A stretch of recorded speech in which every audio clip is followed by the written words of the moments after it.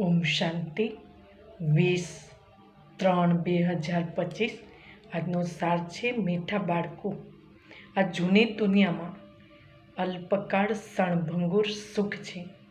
આ સાથે ન ચાલી શકે, સાથે અવિનાશી જ્ઞાન રત્ન ચાલે છે। એટલે અવિનાશી કમાણી જમા કરો। પ્રશ્ન છે, બાપના ભણતરમાં તમે કઈ વિદ્યા નથી શીખવાડતા?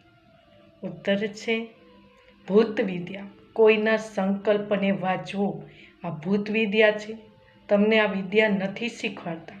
બાપ કોઈ થોટ રીડર નથી, એ જાણી જાનનહાર અર્થાત નોલેજફુલ છે।